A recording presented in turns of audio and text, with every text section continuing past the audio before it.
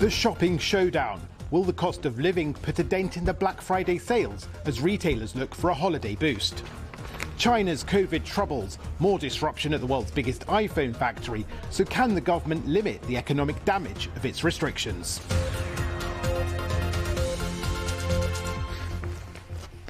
Welcome to World Business Report. I'm Jonathan Josephs. Thanks for watching wherever in the world you're joining us from. Let's start with the retail extravaganza that is Black Friday. What started in the US has become a global phenomenon, encouraging shoppers to splash out in the run-up to Christmas. But with many parts of the world suffering a cost of living crisis, just how profitable will it be for retailers this year? Well, for Amazon workers in 30 countries across Europe and the US, it's also an opportunity to go on strike at one of the busiest times of the year and ask for higher wages as they too feel the cost of living crisis. In Germany, the Verdi union says stoppages are planned at 10 fulfillment centres. Amazon has defended its pay and employment structures and said work is continuing as normal in most of its sites in Germany, and that's a similar situation in France.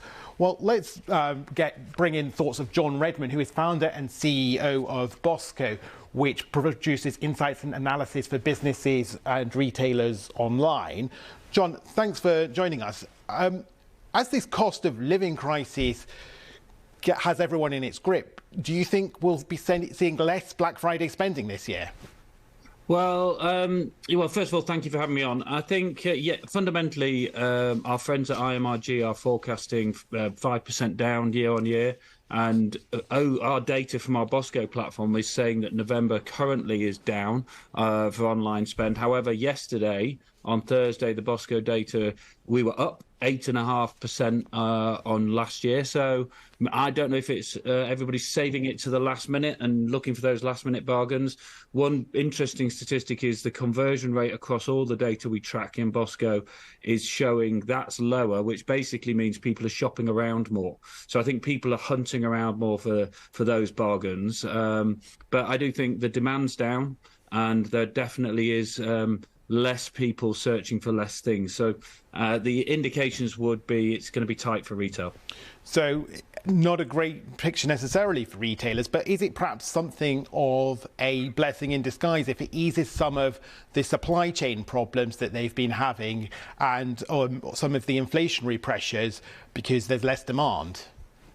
I think if I was to speak to any of our clients, they would still want demand. I think they've already purchased a lot of the stock for Christmas. I think there is a very valid question about supply chain and around that whole sort of cost to serve. But overall, I do think there's going to be a situation where there is slightly less demand. And I think the winners here, and unfortunately, because people are clicking around more, the big winners over this sort of peak trading period, which is a key quarter for retail, it's where most retailers make most of their annual profit, actually will be the advertising platforms. So the Googles and the Facebooks of the world will be the ones that probably benefit the most. But I think if retailers get their targeting right and attract the right offers and to get in front of the right customers, they could still have a good Christmas. You mentioned some of the tech giants. Amazon is another of them, and it's feeling Black Friday in a different way to other retailers. It's seeing these calls for strikes at its warehouses across the US, across Europe. These workers want more pay. Amazon says it pays them well.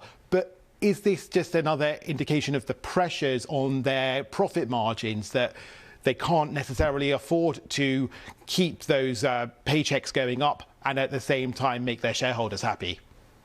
I think it's not just Amazon, is it? We're seeing everybody from the train drivers to the postal service to even barristers on strike over pay. I think Amazon's a slightly unusual business because depending on how you dissect their annual report, they would show they don't make any money from retail, which is probably unfair on the rest of the high street or the rest of e-commerce, because they make most of their money from selling other companies' technology through the Amazon Web Services business. So I do think it's they do obviously need to improve the conditions they're offering their staff. I don't know the specific details, but I would be careful, I suppose, because Amazon executives are looking to automate everything. So I don't know if you've ever been to an Amazon warehouse. It's a phenomenal experience and everything is automated. So I'm sure it's just going to put even more pressure on Amazon executives to automate even more. John Reedman from BOSCO, thanks very much for your thoughts there on Black Friday. Now let's move to China.